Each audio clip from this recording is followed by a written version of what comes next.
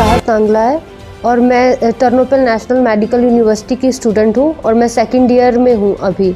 और जैसे ही हमारा सेकंड ईयर सेशन स्टार्ट हुआ दिसंबर में फेब में, तो ऐसे ही ये वॉर का सिलसिला चलने लगा। एक्चुअली ये वॉर का कुछ 1 महीना पहले ही था, जब हमारी छुट्टियां चल रही थी। किसी ने हमें कोई गाइडेंस नहीं दी, ना हमारी एम्बेसी वालों ने हमें बोला कि हमें कहाँ जाना चाहिए, हमें ये देश छोड़ना चाहिए या नहीं छोड़ना चाहिए। किसी भी तरह की कोई अपडेट नहीं आई थी। बस यही बोला जाता था हमें यूनिवर्सिटी की तरफ से भी कि आप लोग सेफ़ हो, आपको किसी चीज़ की चिंता करने की ज़रूरत नहीं है। बाकी अगर किसी ने जाना है तो वो अपनी रिस्पॉन्सिबिलिटी पे जा सकता है। और उस टाइम टिकट्स भी ऐसी थी कि जो बच्चे अफोर्ड कर पा रहे थे वो चले गए, जो नहीं कर पा रहे थे वो नहीं गए। 80,000 की टिकट्स थी और इमरजेंसी में तो 1,25,000 ऐसे कुछ टिकट्स मिल रही थी, जो जाना मुझे नहीं लगता कि किसी के बच्चे के लिए पॉसिबल था उस टाइम पे। तो हमारी क्लासेस का भी ऐसा था कि अगर एक भी हम छुट्टी करते हैं तो हमें उसका फ़ाइन दे के और क्लास पूरी कंप्लीट करनी पड़ती थी। हमने टीचर्स को, यूनिवर्सिटी को बहुत सारे मेल डाले कि हमें प्लीज़ आप कुछ टाइम के लिए क्लास ऑनलाइन कर दो ताकि हम घर चले जाएं, थोड़ा सेफ़ फील करें, क्योंकि हम वहाँ सेफ़ फील नहीं कर रहे थे। रोज़ कोई ना कोई न्यूज़ हमें मिल जा रही थी जिससे हम बहुत डर जाते थे डेली कि आगे क्या करेंगे, आगे क्या होगा डेली। और एक दिन तो अचानक से हमारी जैसे 1-2 क्लासेस हुई, उसके बाद हमें सुबह न्यूज़ मिलती है कि कीव में बॉम्बार्डिंग हो रही है। तो उस टाइम हमारी इतनी ज़्यादा गंदी कंडीशन थी कि हम समझ में नहीं आ रहा था हम अभी कैसे क्या करें। हम घर जाएं, घर वालों को बताएं कैसे करें, घर जाना सेफ़ होगा अभी कि नहीं होगा। फिर उस टाइम पे हमने यूनिवर्सिटी वालों को बोला कि सर हमें अभी भी बताओ हमें जाना चाहिए कि नहीं, पर उन्होंने बोला कि नहीं, अभी आप ऑनलाइन क्लास करो। उस टाइम पे भी वहाँ कीव में इतनी बुरी हालत थी, उस टाइम पे भी हमारी क्लास ली जा रही थी टर्नोपिल में। तो हम उस टाइम समझ में नहीं आ रहा था हम क्लास करें, घर वालों के कॉल्स आ रहे थे, घर वालों से बात करें, क्या करें, क्लास अटेंड करनी है, नहीं कर रहे थे तो टीचर बोल रहे थे आप लोगों की एब्सेंट लगा दी जाएगी। कुछ टीचर्स थे जो हमारे साथ कोऑपरेट भी किए, उन्होंने बोला ठीक है आप 10-15 मिनट क्लास लगा लो, उसके बाद हम क्लास जल्दी फ्री कर देंगे। जब ये जंग शुरू हुई तब हालात कैसे रहे स्टूडेंट के? जब ये जंग शुरू हुई तो बच्चों ने तो ऐसा सोचा कि हम यहाँ बिल्कुल सेफ फील नहीं कर रहे हैं। उन्होंने यूनिवर्सिटी को मेल डालना स्टार्ट कर दिया कि सर अभी तो हमें एटलीस्ट निकाल दो, आप अभी तो हमें निकाल दो। पर उस टाइम पे भी टिकट्स के प्राइस बहुत हाई थे, बहुत ज़्यादा हाई थे। और बच्चों ने फिर खुद, क्योंकि यूनिवर्सिटी से कोई वो नहीं हो रहा था कि आप निकलो, वो तब भी हमारी क्लास ले रहे थे, बोलते कि ऑनलाइन क्लास कर लो। पर फिर बच्चों ने सोचा कि नहीं अब नहीं रह सकते यहाँ पे। तो हमने क्या करा, धीरे धीरे जो हमारे सीनियर्स थे उन्होंने प्राइवेट बसेस करना स्टार्ट कर दी कि हम किसी बॉर्डर के थ्रू, सुना था हमने कि बच्चे जा रहे हैं, तो हमने सोचा पहले कि पोलैंड के बॉर्डर पे जाते हैं। तो पोलैंड के बॉर्डर की कंडीशन बहुत बुरी थी, बच्चे जो 6-6 दिन के भी आए हुए वो भी नहीं गए हुए थे वहाँ से। तो हमने सोचा कि फिर शायद हंगरी और या ये रोमानिया बॉर्डर के पास चले जाते हैं। तो रोमानिया थोड़ा पास में भी लगा और थोड़ा लगा कि शायद वहाँ पे ठीक हो जाएगा। पर जैसे ही हम बस से जा रहे थे तो वहाँ हमें बस में भी कॉल बच्चों की आ रही थी जो ऑलरेडी रोमानिया बॉर्डर पे थे। वो हमें बोलते हैं कि आप लोग जैसे भी हो प्लीज़ यहाँ से वापस चले जाओ, रोमानिया बॉर्डर की हालत बहुत गंदी हो चुकी है, बच्चों को बिल्कुल भी जाने नहीं दिया जा रहा है यहाँ से। तो पर फिर भी हमने सोचा कि अगर हम यहाँ से अगर वापस चले गए तो शायद क्या पता हम वहीं पे रह जाएं, क्या पता वापस आ पाए नहीं आ पाए, क्योंकि उस टाइम पे भी सायरन वगैरह रोज़ बजते थे, रोज़ हमें बंकरों में जाना पड़ता था।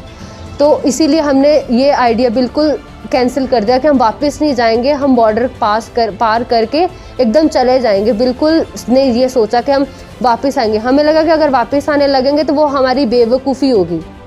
पर फिर भी हम गए, हमने देखा बॉर्डर पे जब गए तो वहाँ बहुत गाड़ियों की लाइन लगी हुई है यूक्रेनियंस की, और कुछ बच्चों के स्टूडेंट्स की बसेस की लाइन लगी हुई है जो अभी तक कुछ 15-20 किलोमीटर दूर ही थे बिल्कुल बॉर्डर से। तो हमें बस वालों ने उतार दिया कि हम इसके आगे नहीं जा सकते, इसके आगे आप खुद जा सकते हो तो जाओ, हमारी कोई रिस्पॉन्सिबिलिटी नहीं है, आप बस से उतर जाओ। हमने उनको बोला कि भैया बहुत ठंड है बाहर, सर हमें आप प्लीज़ थोड़ा जा तो बस में रहने दो या हमें थोड़ी देर लेके आगे चले जाने दो। हमने बोला कि आप जितने पैसे चाहिए हम सब बच्चे थोड़े थोड़े करके आपको दे रहे हैं, पर उन्होंने साफ मना कर दिया कि मैं नहीं जा सकता, मुझे भी खतरा है। फिर हम बच्चों ने सारे बैग उतारे अपने और हम 15-20 किलोमीटर पैदल चल के गए, बिल्कुल 15-20 किलोमीटर। वहाँ पे इतनी भीड़ हुई थी, इतनी ज़्यादा भीड़, इतनी थोड़ी थोड़ी जगह में जहाँ भी हमें जगह मिलती थी वहाँ से घुस घुस के जाना पड़ रहा था, क्योंकि गाड़ियों ने सारी जगह ले ली थी, जो यूक्रेनियंस की गाड़ियाँ थी। तो फिर हम जब बॉर्डर पे गए तो बहुत बुरी कंडीशन थी। बच्चे तो मतलब ऐसे थे, कुछ बच्चे रो रहे हैं, उनको देख के हमें लगा कि नहीं हम तो शायद पार कर लेंगे, कि ये रो रहे हैं, हम तो अभी आए, हमें ताकत है, हम आगे जाएंगे तो हम कर लेंगे। पर वहाँ पे जैसे हम घुसने की कोशिश कर रहे थे, वो बिल्कुल आगे नहीं जाने दे रहे थे। जो यूक्रेनियंस की गाड़ियाँ थी उनको प्रेफरेंस दी जा रही थी कि आप लोग आगे जाओ, और जो यूक्रेनियंस की गाड़ियाँ जा रही थी उनमें जो 5 सेकंड का टाइम मिल रहा था, बच्चे उसमें से घुसने की कोशिश कर रहे थे कि क्या पता हमें हमारा लक हो कि हम निकल जा सके यहाँ से, बस ऐसे ऐसे करके। पर वहाँ पे इतनी बुरी कंडीशन थी, हम लड़कियों के बाल खींच दिए जा रहे थे, आर्मी वालों ने पैरों से मारा, हमें मुक्कों से मारा, ऐसे ऐसे करके हमारे मतलब बहुत बुरा कंडीशन था। जो गन का पिछला हिस्सा होता है वुडन का, वो मारा बच्चों को, और पेपर स्प्रे का यूज़ किया, जिससे कुछ बच्चे बेहोश भी हुए। वहाँ पे खाने पीने की व्यवस्था थी वहाँ पे? वहाँ कोई खाने पीने की व्यवस्था नहीं थी, कोई किसी भी तरह की व्यवस्था नहीं थी। बॉर्डर पर कितने दिन रुके आप? बॉर्डर पर हमने 2 दिन निकाले हैं। हमें पता था कि वहाँ पे, क्योंकि हमारे पहले भी बच्चे थे ना, हमारे दोस्त वहाँ पे, तो हमने सोचा कि कुछ लेके जाते हैं। उन्होंने बोला कि अगर जाना है, सच में जाना है तुम लोगों को, तो कुछ खाने पीने का लेके आना, यहाँ कुछ नहीं मिल रहा है। तो वो हम सब अपना खुद का कुछ 1-2 दिन के लिए पैक करके गए थे कि क्या पता 1-2 दिन हो या 1-2 दिन से ज़्यादा भी टाइम लग सकता है, तो उस हिसाब से हम पैक करके गए थे। जदों बम्बार्डमेंट, जदों रशिया ਦੇ जहाज़ ਇਹਦੇ यूक्रेनियन बॉर्डर ਤੇ ਐਂਟਰ ਕਰਦੇ ਸੀ ਨਾ, ਤੇ ਸਾਡੀ ਸਿਟੀਜ਼ ਦੇ ਵਿੱਚ ਇਦਾਂ ਦਾ ਸਿਸਟਮ ਸੀ ਕਿ ਸਾਇਰਨ ਵੱਜਦਾ ਸੀਗਾ, ਤੇ ਸਾਇਰਨ ਵੱਜਦੇ ਹੀ ਸਾਨੂੰ ਮਤਲਬ ਇਹ ਹੋ ਗਿਆ ਸੀ ਕਿ ਸਾਇਰਨ ਜਿੱਦਾਂ ਹੀ ਵੱਜਣਾ ਆਪਾਂ ਦੌੜ ਕੇ ਨੀਚੇ ਜਾਣਾ ਹੈ, ਨੀਚੇ ਸ਼ੈਲਟਰਸ ਬਣੇ ਹੋਏ ਆ, ਉੱਥੇ ਜਾਣਾ ਹੈ। ਉੱਥੇ ਬੈਠ ਕੇ ਸਾਨੂੰ ਨਹੀਂ ਪਤਾ ਸਾਨੂੰ ਉੱਥੇ 1 ਦਿਨ ਲੱਗ ਜੇ, 2 ਦਿਨ ਲੱਗ ਜੇ, ਬਿਨਾਂ ਕੁਝ ਖਾਦੇ, ਬਿਨਾਂ ਅਸੀਂ 2 ਦਿਨ ਵੀ ਸ਼ੈਲਟਰ ਦੇ ਵਿੱਚ ਕੱਢੇ ਆ। ਉੱਥੇ ਟੈਂਪਰੇਚਰ ਮਾਈਨਸ ਵਿੱਚ -11 -15 ऐसा ਦੇ ਟੈਂਪਰੇਚਰ, नीचे कोई हीटर नहीं ਸੀਗਾ, कोई कुछ नहीं ਸੀਗਾ। सारी रात ਉੱਥੇ ਇਦਾਂ ਹੀ। ਅਜੇ ਵੀ ਮੇਰੇ ਖਿਆਲ ਨਾਲ ਕੁਝ 4000-2000 ਮੇ ਵੀ ਇतना ਅਪਰੋਕਸ ਸਟੂਡੈਂਟ ਉੱਥੇ ਫਸਿਆ ਪਿਆ ਹੈ। ਖਾਰਕੀਵ ਦੇ ਵਿੱਚ ਬਹੁਤ ਸਟੂਡੈਂਟ ਜਿਹੜਾ ਹੈਗਾ ਹੈ ਉਹ ਬਚਿਆ ਪਿਆ ਹੈ। ਮੈਂ ਤਾਂ ਬਸ ਇਹੀ ਕਹਿੰਦੀ ਹੈ ਇੰਡੀਆ ਦੀ ਗਵਰਨਮੈਂਟ ਨੂੰ ਕਿ ਪਲੀਜ਼ ਉਹਨਾਂ ਬੱਚਿਆਂ ਨੂੰ ਉੱਥੋਂ ਨਿਕਾਲਿਆ ਜਾਵੇ, ਪਲੀਜ਼। ਉਹ ਬੱਚੇ ਬਹੁਤ ਜ਼ਿਆਦਾ ਮੁਸ਼ਕਿਲ ਵਿੱਚ ਹੈ, ਬਹੁਤ ਜ਼ਿਆਦਾ ਮੁਸ਼ਕਿਲ ਵਿੱਚ ਹੈ। ਅਸੀਂ ਬਾਰਡਰ ਕ੍ਰੋਸ ਕੀਤਾ ਹੈ, ਸਾਨੂੰ ਪਤਾ ਆਪਾਂ ਕਿੱਦਾਂ ਦੇ ਹਾਲਾਤ ਵਿੱਚ ਕੀਤਾ ਹੈ।